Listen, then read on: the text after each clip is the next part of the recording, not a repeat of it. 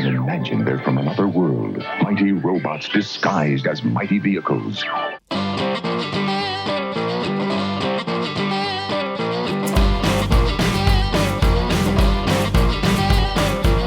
Before Transformers, there were the GoBots. Now, presentism will paint Tonka's GoBots as the inferior line of transforming robots that got trounced by Hasbro's juggernaut of robots in disguise in the mid-80s. But being a Gen Xer, I distinctly remember when GoBots first came out in 1983, and they were all the rage. When Transformers came out a year later in 1984, it wasn't a massacre. Transformers weren't looked at as highly superior as they are today. Transformers were cool, but you know what else they were? Expensive, compared to the incredibly affordable GoBots. If you compared the small Transformers that were at the GoBots price point, for a kid in 1984, the GoBots seemed like more bang for your buck compared to the Minibots, with more detail, more die-cast, and generally better articulation than the Minibots had. And a lot more selection at that price point than the Transformers had. But I'm getting ahead of myself here. We're not talking about the year GoBots and Transformers went head-to-head. We're talking about the year GoBots stood alone, before the Autobots and Decepticons crash-landed onto store shelves. It's the mighty and affordable history of Tonka's 1983 edition. And thanks to the Patreon tribe for voting for this one in the latest Patreon poll.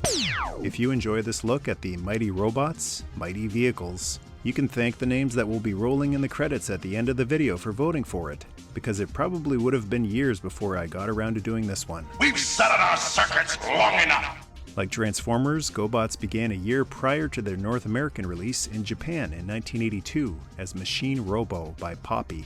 Designed by Katsushi Murakami, with the primary goal of being affordable, they retailed for about 600 yen, or $2 or $3 US.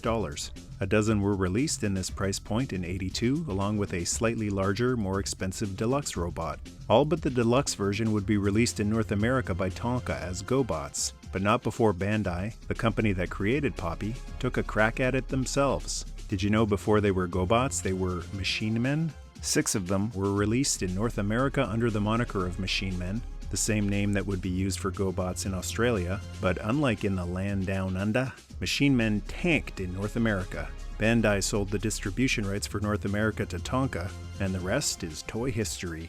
GoBots may have beaten Transformers to stores by a year, but they were missing a big piece of the puzzle that Hasbro didn't omit. There was no accompanying lore to go with the GoBots that initial year. The cartoon wouldn't premiere until the following year in 1984. There was no accompanying comic book. The backs of the cards didn't even have character bios, just a very short blurb about who the GoBots were, an individual name, and some custom card art. The bad guys were distinguished by darker cards being called the enemy, while the good guys came on lighter cards and were referred to as friendly. No indication of rank, skills, or power, aside from Psy-Kill's card saying he's the enemy robot leader.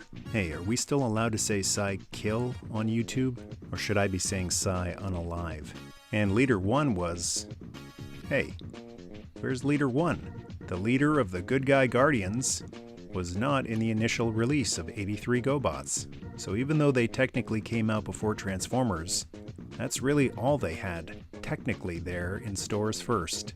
Creatively, the Transformers lore was released before the GoBots lore, with tech-spec bios on the packaging and the Marvel comic in May of '84 before the cartoons of both toy lines aired in the fall of '84.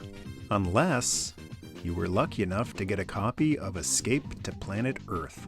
It was a free promotional storybook that was given away with the toys by toy stores in 1983, or was available by mail through Tonka.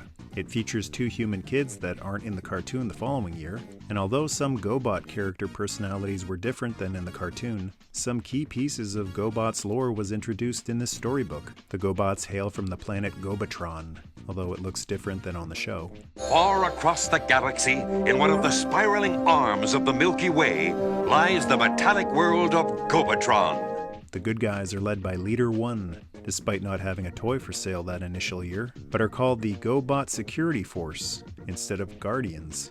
Psykill leads the villains, who are referred to by a number of different dastardly adjectives, one of which is renegades, although not capitalized as to signify an official faction name. And the origin of the GoBots is revealed as being formerly organic beings who replaced worn-out parts with mechanical ones, although still retained organic brains, making them technically cyborgs instead of robots. Those things must be aliens! They look like robots. The 12 toy releases for 1983 were Turbo, the friendly robot racer.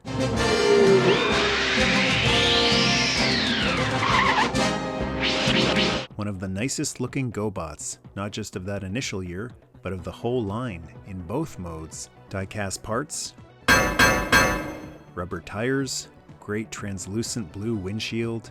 Like all the low-priced GoBots, a pretty simple transformation. The simpler the better. Space C, the friendly and very polite NASA shuttle. Oh, excuse me! Wow, I forgot about the pun-tastic names some of these guys had. Space C is the first female GoBot released. Great amount of detail at this size, which has its drawbacks sometimes. The thin tail fin was prone to breaking off. And speaking of puns, Hans Cuff, who transformed into a friendly Toyota Crown S110 police car.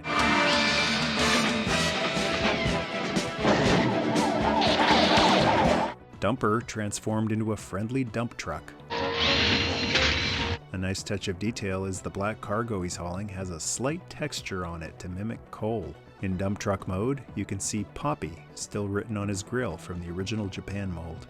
Joining Dumper on the construction site was Dozer, who converted into a friendly bulldozer. The roof was removable, but it wasn't necessary to convert him. He included a teeny tiny blaster. Pumper was the friendly fire truck. Kind of figured the fire truck would be a good guy. I mean, has there ever been an evil fire truck? That's like an evil ambulance or an evil medevac helicopter. The latter can be extended in fire engine mode, and while it may look like it clips onto his arm in robot mode, it actually just sits there. He's also one of the few GoBots that came with a blaster, a tiny one that was easily lost. Pumper never appeared on the show. Waging war against the 6 friendly Guardians, as they would later be named, were the 6 enemy Renegades, as they would later be known. Psykill, the evil enemy leader who transformed into a motorcycle. Let's step on it, renegades! Suddenly, Psykill makes an astounding conversion. Some parts forming was required to transform him by removing his wheels and his engine block, which is why many of them are incomplete now, like this one. One of his evil henchmen was Tank, who converted into, guess. We may lose this battle, but Psykill will win the war! He included 2 different double-barreled blasters. Phytor converted into a villainous jet. I leave you in charge, Phytor. The Guardians must be resisted at all costs. Like Spacey, he can roll as well as fly. He's got small wheels on his undercarriage to roll along the ground. Copter had the most conversion steps at 6, changing into an evil helicopter.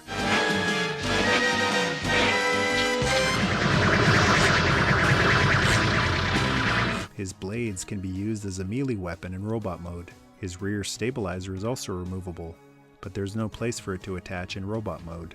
I wonder if GoBots have access to subspace. Loco changed into an unfriendly JNR Class D51 steam locomotive engine in 3 steps. Where do you think you're going, Turbo? He reminds me of how G1 Skids had a tiny vehicle mode that somehow revealed a large robot mode. Maybe GoBots can mass shift too. And finally, Buggy Man, the evil, uncivil engineer. The polar opposite of Beachcomber. He'd rather destroy his surroundings than appreciate them. Ha! If that doesn't bring the Guardians, nothing will! His windshield could fold down and was especially prone to breakage. Changes from robot to buggy in 3 easy steps. Unless you're in the Baja, then it's only 2 steps. And that's the first year of Tonka's GoBots. Special thanks goes out to GoBots Wiki. Boy, that site has grown over the last few years. I remember checking it a while back and there wasn't much on there. Now they have comprehensive information and pictures on every year. Check them out if you're in need of some mighty GoBot intel. Thanks to the-liberator.net, Lots of great pictures of not just GoBots and Machine Men, but all sorts of retro robots us Gen Xers grew up on. Thank you, Patreon Tribe, for your continued support and encouragement. Greatly appreciated. And thank you to the channel members for your support and encouragement as well. Feel free to share the video with your fellow GoBot fan friends, convert the thumb from light to dark by pushing it, and to join the tribe, hit subscribe. See you down the road for GoBots 84, when the real war between Gobatron and Cybertron begins. Nerdmaste.